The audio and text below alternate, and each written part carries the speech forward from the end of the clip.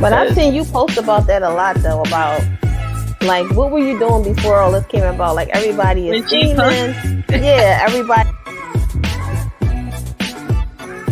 You are learning our worth, and y'all are scared. So scared that the last thing y'all could do is put in law. On mute, but I was holding still because my face always tells a whole story, so I was trying to act like I was frozen, but I'm really not. Okay, so yes.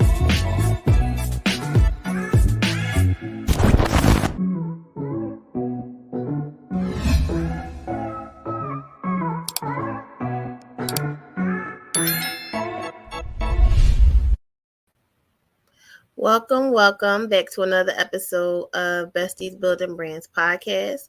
We have a special guest to our show today, Miss Cortesia Oxford. She's been on the show before.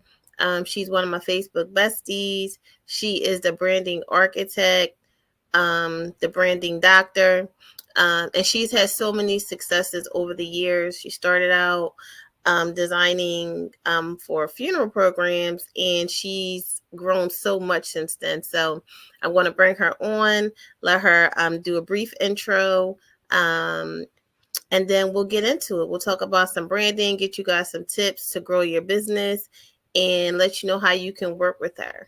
Let's bring her on. Hey, girl. Hey. Hello. Hello, friend to the show. Here. So yeah, like I was telling everybody that you've been on the show before, but I do still want you to do a brief intro about who you are and what you're doing right now, and like what your mission is for your business. Well, I am Cortesia. It feels strange when people say the branding architect, but yes, I love everything about branding, and I've been able to niche down and focus on building people's online presence organically, teaching people how to do content funnels and taking their branding experience from free platforms all the way to developing, organic search on their websites and things of that sort. So I am happy to be here, and let's go. Okay, so like I said, you were on the show before. You actually did some classes for us. We went over brand color, and that was really dope. And I just love to see our guests how they just progress through. Usually, people come on our show and it's like one of the first podcasts that they've been on. So we like to bring them back because now you look a year later and they're out here killing it. So don't be shy. Let people know what you've done. Last time we kind of talked about your time on Clubhouse and how that helped to catapult your business. So what you said you niched down. So tell us about what you niched down to and what's happened since you've been on Clubhouse. Like how has your business grown and changed and developed? Well, it's grown a lot. I was able to work less and make more money, which is the best thing ever, simply because I was so used to, I looked at my numbers from previous years and I was taking like 200 clients, making like $4,000 or $5,000.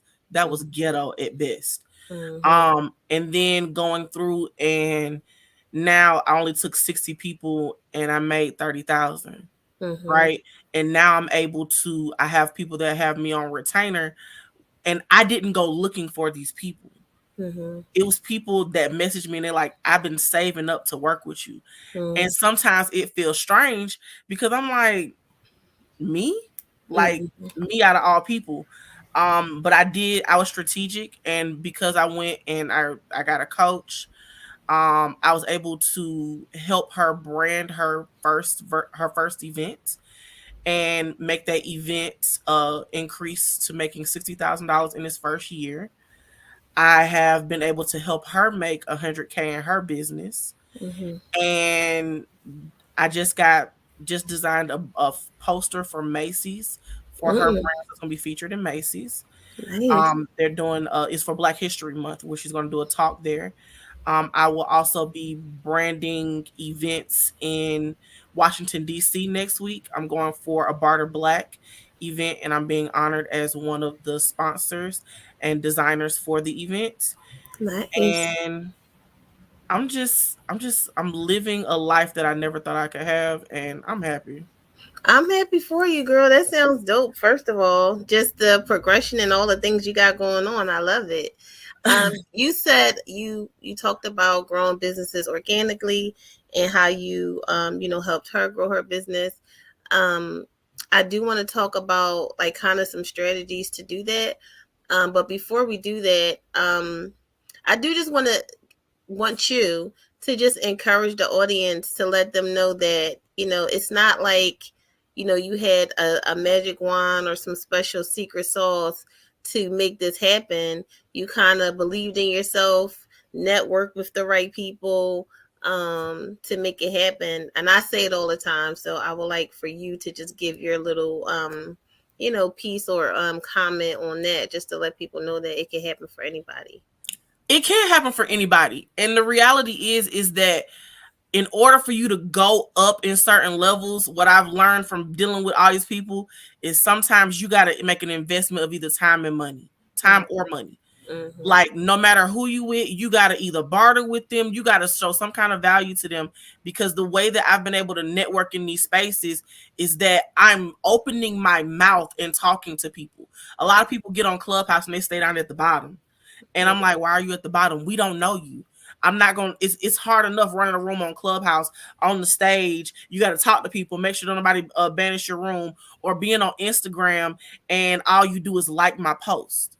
You know what I'm saying? You have to actually show up if you want me to actually participate with you. So yes, you can do it. Don't get out there. One of the hardest things for people as creators and as business owners is that we have so many freaking ideas. We have so many amazing ideas, and we get so caught up in, okay, I started this, let me do this, and we want to do all of these things at once. Focus on that one specific thing. Bring it up to $1 million. Once you bring it up to $1 million, you can go from there and start investing in other stuff. But you can do it. And this is another thing I found out, is that a lot of people post their receipts and those receipts are fake. So don't fall for the glam of what somebody's showing you and following them. And also don't believe that you know it all. I ran into issues where I was like, I know what I'm doing. I know what I'm doing. I'm doing entrepreneurship. I had no freaking clue what I was really doing. If I knew what I was doing, I would have already been a millionaire. Mm-hmm. Somebody made a comment the other day on Facebook about how people see the glitz and the glam. They see the people driving the Teslas and taking all the pictures. One, it's fake most of the time, and then two, are you trying to be that person, or are you trying to attain the things that they have? Like, what's your real goal? A lot of times people get caught up in that, and that's why they're constantly buying course after course, ebook after ebook, never really putting in the work, because they're just trying to be that person. They're not trying to put the work in to actually make it happen for themselves. So tell us a little bit about Clubhouse. I think like you said, it's important to speak up. I know for me personally, and anybody else that's watching or listening, sometimes if you're an introvert, or if you have, like you said, that feeling of, wow, me, you may feel intimidated to speak up, especially because you have a lot of people posing in the room saying that they're doing things that they're really not. So do you have any Clubhouse tips that you can give outside of just speaking up? Is there like a way that they could, what is it, like their profile, to optimize their profile so that, they can get the people that are looking for them, so they don't actually have to go out and actively find them? And then you can go right into like any organic tips or strategies to grow a business. So if you're an introvert, I understand that, it's hard getting up to speak. It's hard sometimes. I'm an extrovert introvert.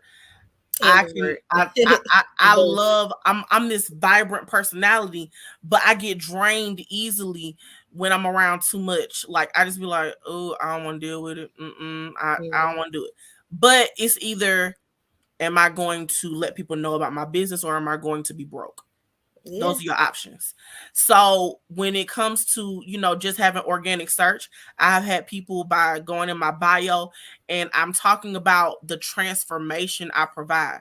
Everybody wants to talk about, I do this, I do that. Talk about your transformation. If you talk about your results, people are more prone to come to you. Don't get caught up in these clickbait things, people saying certain words and stuff like that. It does nothing. Talk about your transformation in your bio. Don't, even though they give you unlimited characters, don't use all them characters. Don't nobody care about all of that. Nobody's reading your resume on Clubhouse. Be potent, be accurate. Use those first 2 to 3 lines on there to bring them into what you have going on. Most people won't bring you on stage unless you have a bio. So just talk about, what you do, who you help, and the transformation, and make it personal to that person. Use emojis, because emojis are special on there. You can add your hobbies. They've expounded it now where you can add all these different things on there. And then make sure at the bottom, it's nothing worse when I'm hosting a room and I'm trying to go to somebody's, they talking about their business, your Instagram ain't connected, your Twitter ain't connected. You just got a text link that's saying, go to my website. I'm not gonna do it. Customers are lazy. And I'm one of those people. If there's the ability for you to add a link, add a link. And then when you host a room, they now have the ability. First of all, you never know who's gonna bless you, so go ahead and add your Stripe account to your Clubhouse. I made like $500 in a room. People was just donating, just tipping, because you was giving value, and they felt like, wow. Yeah. They would have to pay my regular rate if I wouldn't have been in the room, right? So they was tipping $500.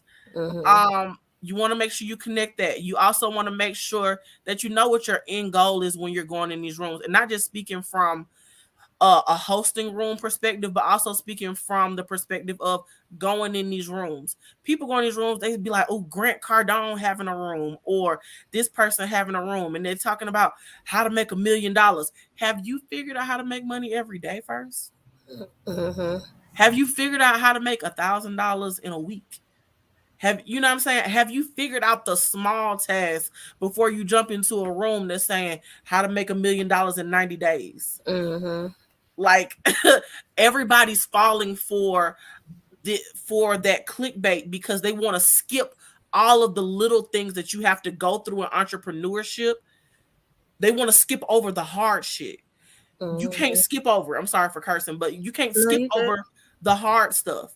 And what I found out is that success, when you reach one level, it gives you a little bit of anxiety because you wonder, am I going to be able to keep performing at this level? And then as you overcome the anxiety, you got to start implementing more things to be able to serve people at a higher level. I got a lady who has $1 million creative agency coming to me.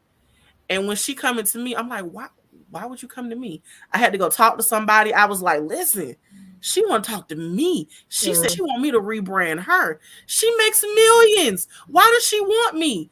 But I had to literally deal with that within myself and say, I'm amazing. I'm good. I have to talk to myself. I have to, do these mindset shifts all the time, because as you go up and higher, whether you're on Clubhouse, Twitter, Instagram, you got to be able to, deal with your anxiety, talk to yourself positively, and elevate yourself to be able to deal with, your own fear of success.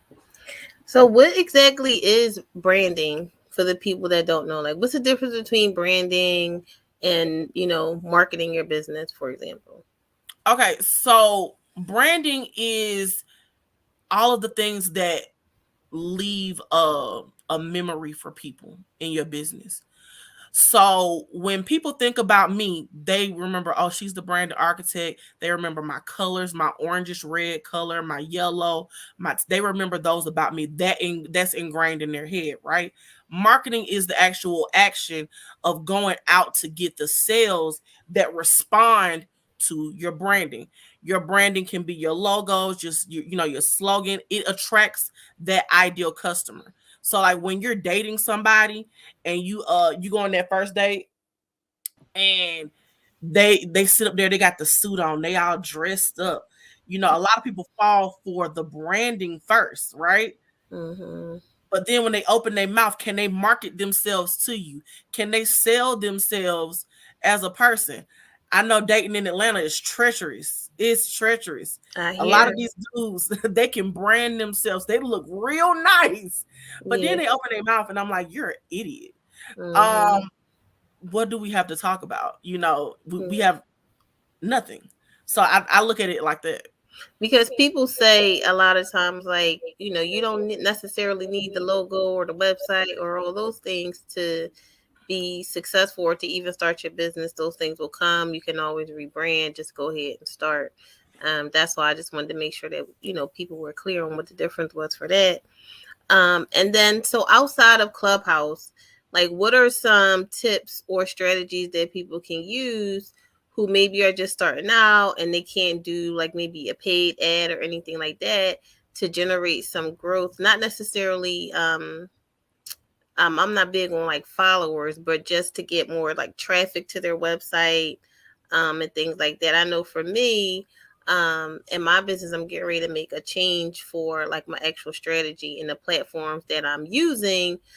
For some personal reasons, I'm pro-black for my people, and I'm just tired of what I'm seeing on the Instagrams and the TikToks and things like that. So I'm kind of changing things. But for the people that are still, Facebook heavy, the algorithm is against them a lot, and Instagram, TikTok, things like that. Like, what are some organic strategies that they could use to still get paid? Not necessarily grow followers, but to get sales. You know what I mean? Well, you need to know your customer first. Who are you talking to? But a bunch of people jump out here and they don't even know where their customer is. So you're on Instagram and your actual customer may be on Facebook, right? Mm-hmm. You're just jumping out here because somebody said, oh, you can make $1 million on Instagram, but you struggling. And then you post only your inventory or you only post what you have. You're not posting your value, how you benefit, and like in markets that people consider saturated, like clothing and hair and things like that, branding is very, very important. Like if I see hot pink, if I see hot pink in somebody's branding, you look like everybody else in the beauty industry. A lot of beauty industry people use hot pink. You fall in love. So when you have to brand yourself out of saturation, you got to go pick colors that mean something and go over the psychology of that with your ideal customer. So knowing your ideal customer will help you go into the color psychology to be able to pick and say, okay, this person, the words I use to describe this customer might be creative. So I'm going to add a form of yellow. Hey guys, I hope you're enjoying the show so far. I do want to come on and let you guys know that you can save on any products or service from our guest today using code BESTIE, BESTIE. She has a brand workbook, a brand Bible. She does graphic design, so make sure you take advantage of that discount. We also offer social media management services, scheduling services, and virtual assistant services. So make sure you sign up for that at bestiesbusiness.org. To my branding, because yellow is the word is creative, right? Passion is red. I want to, look at forms of red, and you can go to Adobe Color and look at that overall, look at different color palettes and see what speaks to you and your customer, right? I went through and don't be afraid to fail. Don't be afraid to fail, because when I first started on Instagram, my colors were gold and green. Didn't work. Then I went to like a pink, orange, and something else. Didn't work. But the colors I have now, people actually stop the scroll for those colors. So your goal on any platform is to stop the scroll, because it's a bunch of stuff that flows and flows, but you want to be able to tell people, okay, listen, I need you to stop. I need you to chill. I need you to, just stop and read this. And then you want to use hierarchy. So hierarchy is basically when you're doing text on the page, you want to make sure whatever is most important to you on on that item page or whatever, that you highlight, either making it bigger, changing the color, or something to make it more important. And then lastly, I will say respect the platform. It's nothing worse than me seeing something on your Instagram and then or on your Facebook, and then when I go to another platform, it's cut off. Yeah. Like you designed it this way, but it's supposed to be, square in order to fit the platform. You have to make sure you understand that, these people that have millions of followers, they don't care. They're basing it off of their popularity. By you respecting the platform, those first 6 squares on your Instagram are the most important. On Facebook, what's most important is literally creating long form content, talking to people, having conversations, creating connections on Facebook actually helps.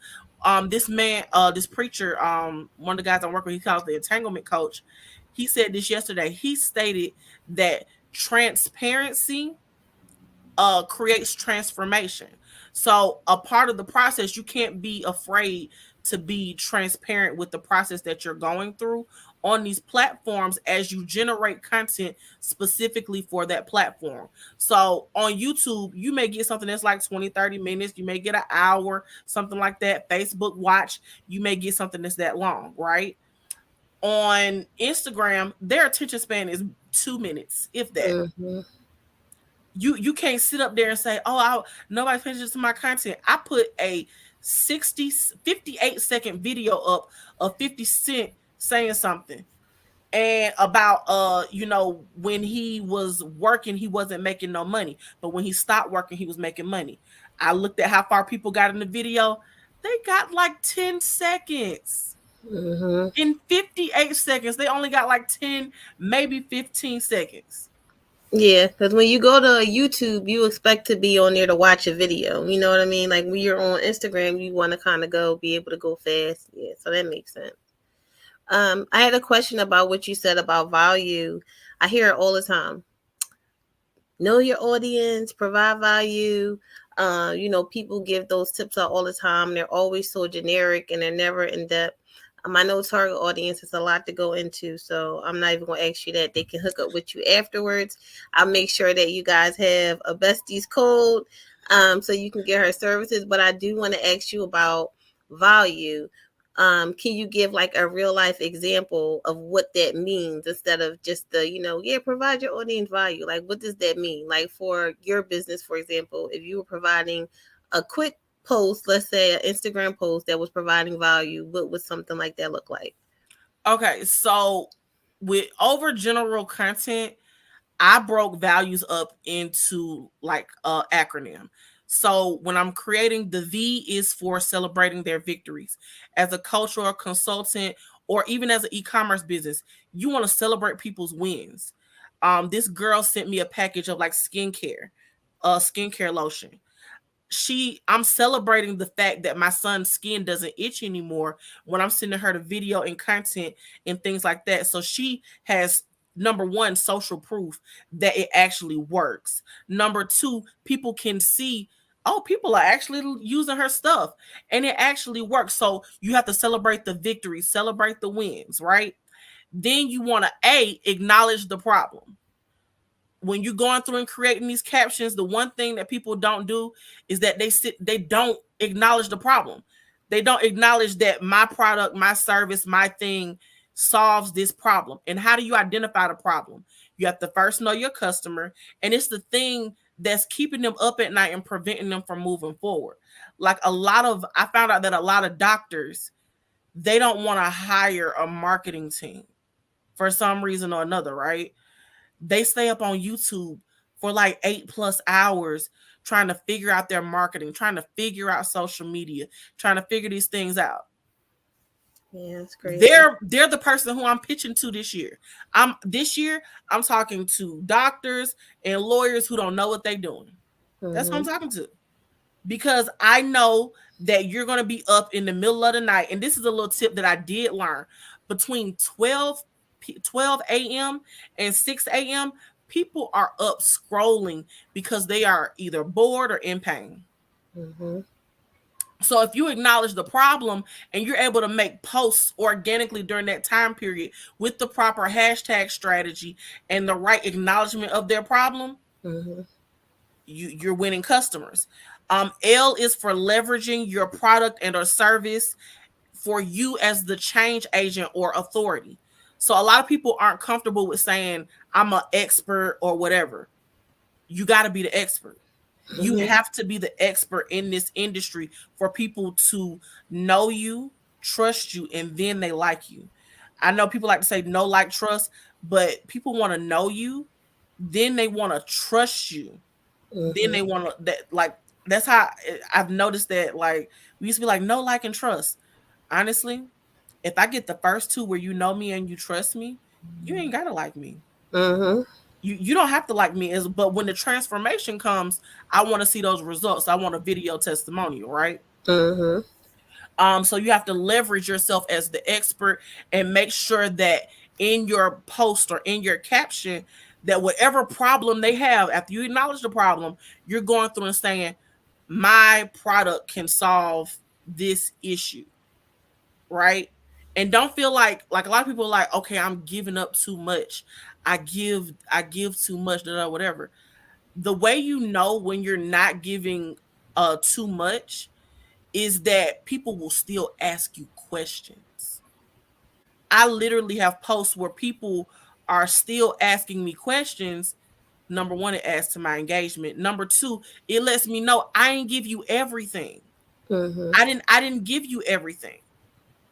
And you're never gonna, if you're a person that's a creative or a thinker, you're never gonna run out of things. Our issue, and Chris Doe says this, is that we want to be it. We have an advice monster within us, and when we give out advice, we feel that immediate sense of relief, like, oh, I feel so much better because I'm giving advice. Don't give advice. Don't give advice. Just acknowledge their problem and use your product or leverage your problem as a solution. Then you want to understand any objections. Somebody may come to you and say, I don't want to, like, somebody might be like, I don't understand why I need to pay for this part of my website. Or somebody may come to you and say, I don't understand why I have to pay for this part. The reason why you have to pay for this is because this is the outcome. And how you understand the objections is you do the research. And if you've ever done any discovery calls with people or talked to people, or you've been on the other side of a discovery call, you know what people are going to say. Oh, I got to go talk to my spouse, or, I got to talk to my business partner. You don't have a business partner. It's just you. We know this. So we know this.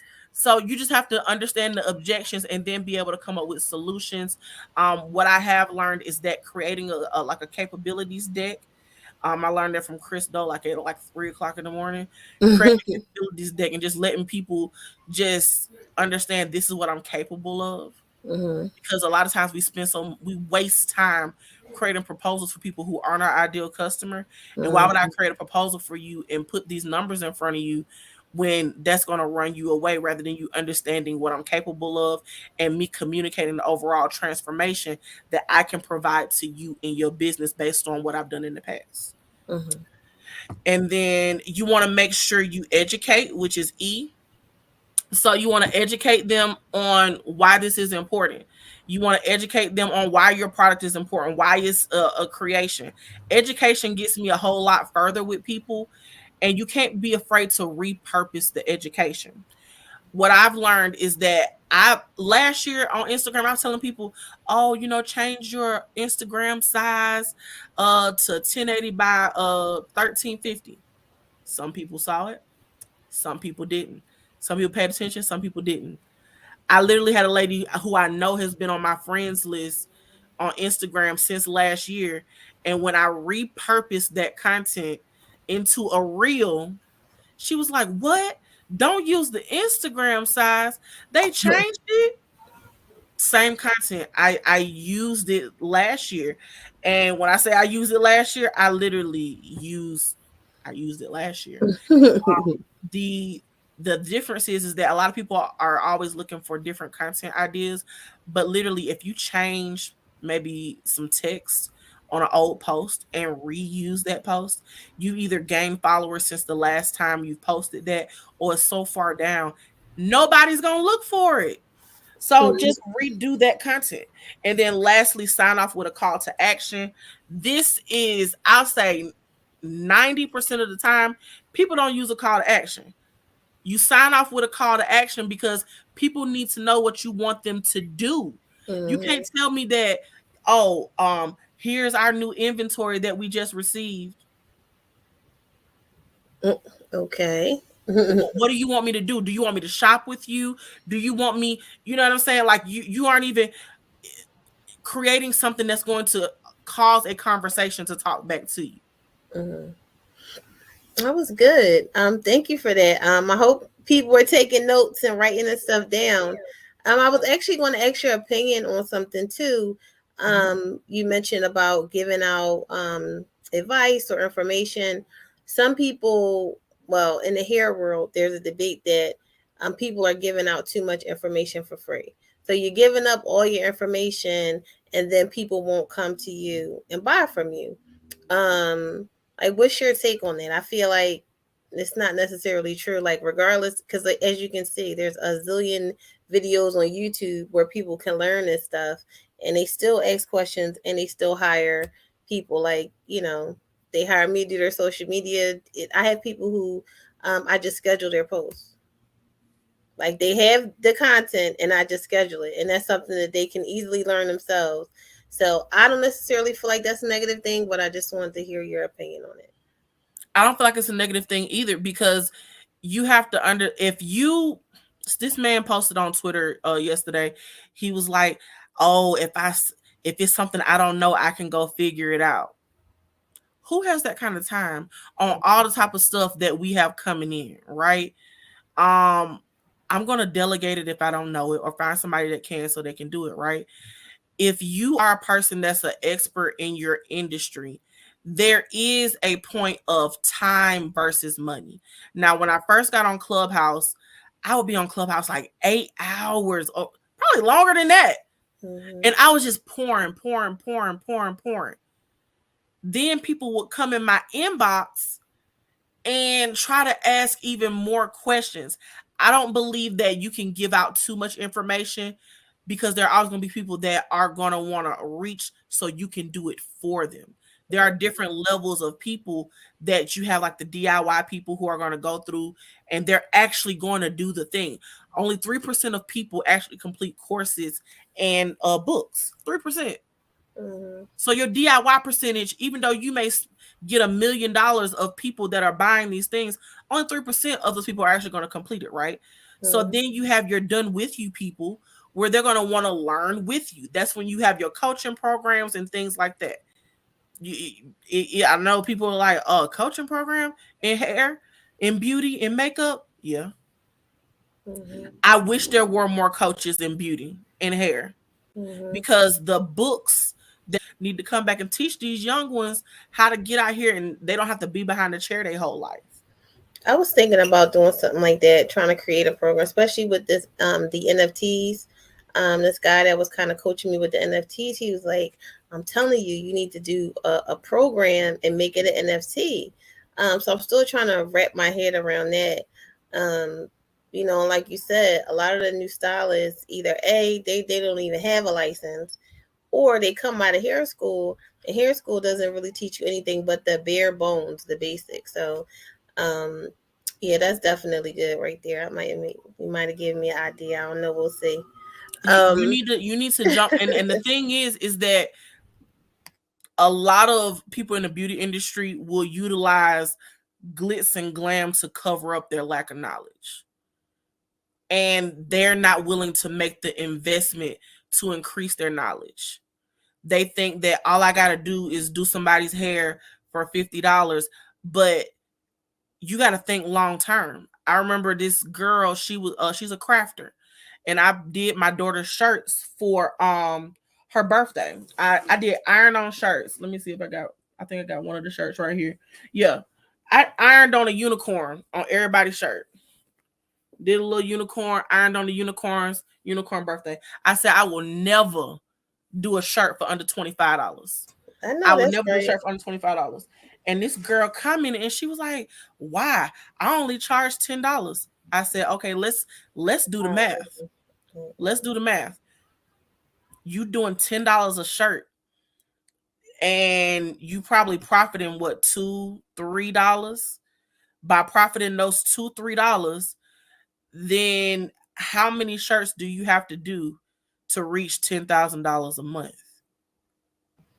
First How of many all, shirts? it's How many it's shirts you gotta do?" it's ridiculous. Like $10.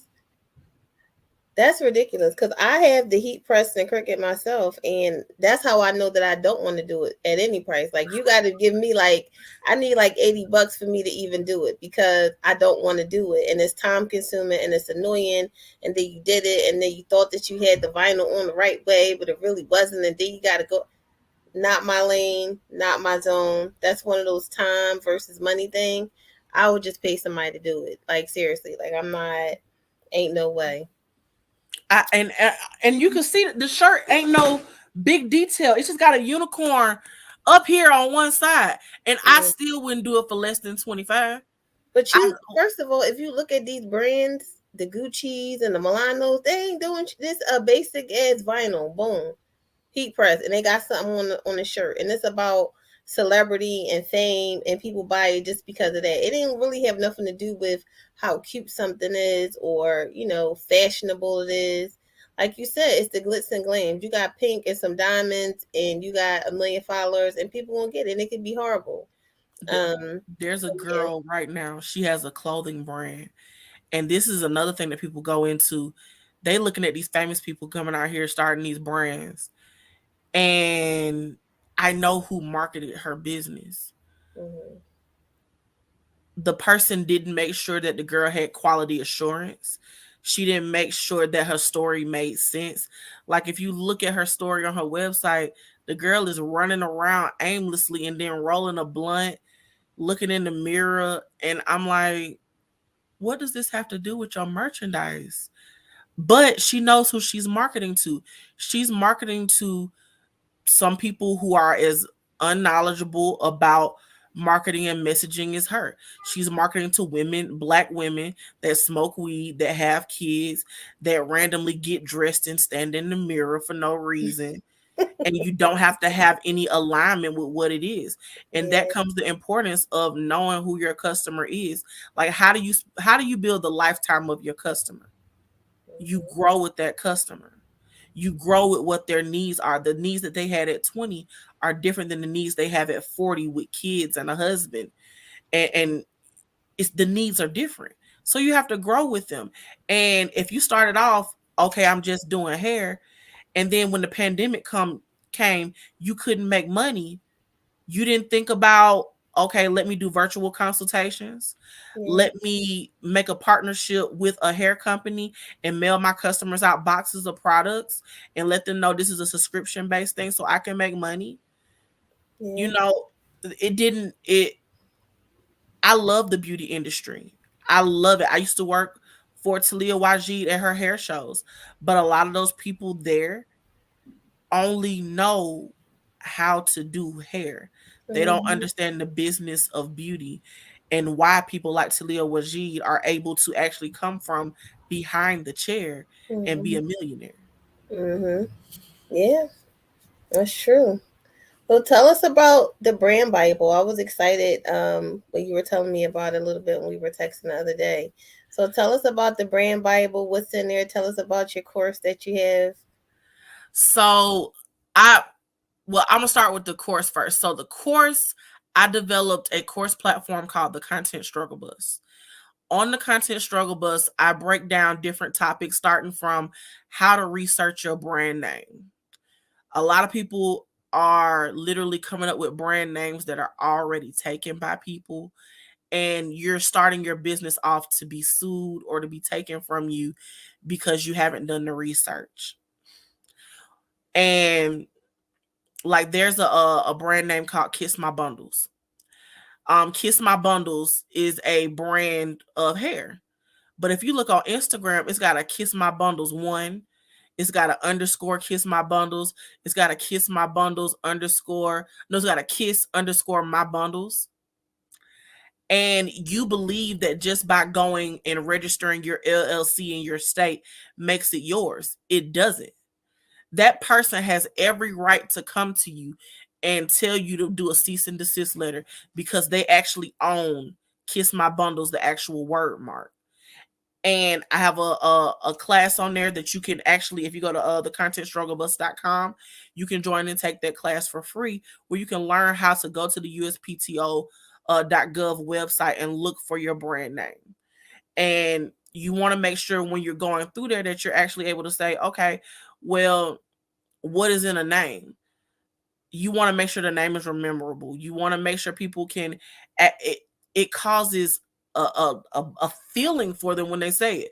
Like when people say, the branding architect, people love saying that. Like when they get on stage, you cannot not smile and say I've never had somebody mundanely say my brand name, because my energy is like reciprocated over that. So I took out, when I created the Content Struggle Bus last year, was to help people create content, understand how to use Canva, understand branding, and all of that is in there so they can do that. When I created the brand Bible, I figured out that the process that I go through behind the scenes, that I charge $3,000+ for, some people out there that can't afford that. They need the ability to jump in and get a win and understand their customer and understand the process and create positioning for them. Because a lot of people either aren't asking the right questions or they're not asking enough questions to be able to find their ideal customer. Thus, the Brand Bible was born, where I'm able to literally take every question I'm asking, put it in this book, you go through and you fill it out, and then you're able to say, dang, this is my customer. This is who I'm talking to. This is their favorite color. And people are like, why would I need to, how am I going to find out their favorite color? Because you're going to go through, you're going to spend time researching. A lot of people want to jump out here and be in business. I have a lady right now who's been in my inbox. She's in debt $283,000. And she's about to close. If she doesn't get herself together, she's gonna have to close her physical location. But she doesn't know her customer, and she's getting large. She got she gets large chargebacks. People will go on her site and purchase items for like $1,500. She ship them out, and she get a major chargeback for $1,500. Why is that? Because she did not define who she's dealing with. The people that she's marketing to are people that are bottom feeders. You cannot, and this is nothing against anybody, but it's certain people you can't market to and not walk in with the idea of, I'm going to get a chargeback. You're going to get a chargeback. Yeah. You have to know that. And you're not going to be able to, it's something you have to plan for, kind of sort of with chargebacks. But $1,500 on any small business on a chargeback. But like you said, you gotta know who you're talking to. Exactly. You got to know who you're talking to. So if your items in there, it has a piece in there where you go over, okay, this is my offer. How am I planning my offer out? You get to know how you're planning your offer out to this specific clientele, and be able to work from there. I am coming out with a volume 2, which is going to go into the content strategy to go along with it. And it's called Make Your Content Your Bitch. So okay. I know, that's right. I like that. Yes, make your content your bitch, and it's going to be show you how to go through and go from, okay, I know my customer, this is where they at, then this is the content that I create, because that's the issue a lot of people are having. You don't know your person. Yeah. So can they get to all these things from your website? Yes. Okay. Go directly to my website, thebrandingarchitect.co, and you will see the branding Bible on there. You will also see my services on there. I accept Sezzle and I accept ShopPay. That's right. Get all the coins. Yes, and this is a side note, and I believe this wholeheartedly. If you have a website and you are not using a Sezzle or Afterpay, and you don't have like at least all of the options on there, you missing out. Mm-hmm. Some people only want to pay in PayPal. Mm-hmm. If you don't have PayPal as an option, I know PayPal be holding people money, but listen, if somebody want to pay via PayPal, make that available for them. If they want to pay via Shop Pay, make it available for them. Sezzle, any Klarna, whatever you want to use, my friend. Mm-hmm. If it takes having 8 different payment options, you're gonna see all 8 of them on there. No, that's Some right. somebody said, they said, you know what? What that lady said? She said, if there is a Klarna at your checkout, I'm gonna use it, even if I got the money. I know that's right. That is too funny.